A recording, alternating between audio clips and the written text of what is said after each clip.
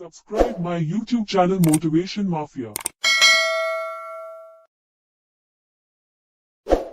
ईमानदारी का फल। नमस्कार दोस्तों, आप सभी का स्वागत है। आज की ये मोटिवेशनल स्टोरी ईमान का ज्ञान बताएगी। तो चलिए शुरू करते हैं। काफी समय पहले की बात है। प्रतापगढ़ नाम का एक राज्य था। वहाँ का राजा बहुत अच्छा था, मगर राजा को एक सुख नहीं था। वो यह कि उसके कोई भी संतान नहीं थी और वह चाहता था कि अब वह राज्य के अंदर किसी योग्य बच्चे को गोद ले, ताकि वो उसका उत्तराधिकारी बन सके और आगे की बागडोर को सुचारू रूप से चला सके। और इसी को देखते हुए राजा ने राज्य में घोषणा करवा दी कि सभी बच्चे राजमहल में एकत्रित हो जाए। ऐसा ही हुआ। राजा ने सभी बच्चों को पौधे लगाने के लिए भिन्न भिन्न प्रकार के बीज दिए और कहा कि अब हम 6 महीने बाद मिलेंगे और देखेंगे कि किसका पौधा सबसे अच्छा होगा। महीना बीत जाने के बाद भी एक बच्चा ऐसा था जिसके गमले में वह बीज अभी तक नहीं फूटा था, लेकिन वह रोज उसकी देखभाल करता था और रोज पौधे को पानी देता था।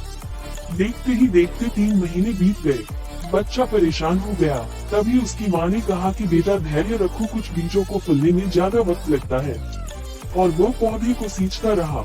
6 महीने हो गए। राजा के पास जाने का समय आ चुका था, लेकिन वह डर हुआ था कि सभी बच्चों के गमलों में तो पौधे होंगे और उसका गमला खाली होगा। लेकिन वह बच्चा ईमानदार था और सारे बच्चे राजमहल में आ चुके थे। कुछ बच्चे जोश से भरे हुए थे क्योंकि उनके अंदर राज्य का उत्तराधिकारी बनने की प्रबल लालसा थी। अब राजा ने आदेश दिया, सभी बच्चे अपने अपने गमले दिखाने लगे, मगर एक बच्चा सहमा हुआ था क्योंकि उसका गमला खाली था। तभी राजा की नजर उस गमले पर गई। उसने पूछा, तुम्हारा गमला तो खाली है? तो उसने कहा, लेकिन मैंने इस गमले की 6 महीने तक देखभाल की है। राजा उसकी ईमानदारी से खुश था कि उसका गमला खाली है, फिर भी वो हिम्मत करके यहाँ आ तो गया। सभी बच्चों के गमले देखने के बाद राजा ने उस बच्चे को सभी के सामने बुलाया। बच्चा सहम गया और राजा ने वह गमला सभी को दिखाया। सभी बच्चे जोर से हंसने लगे।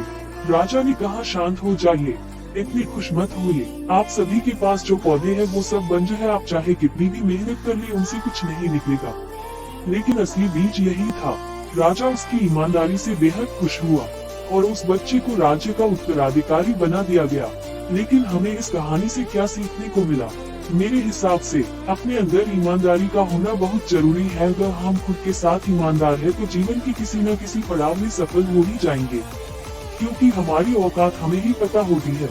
हम खुद को पागल बनाकर खुद का ही नुकसान करते हैं।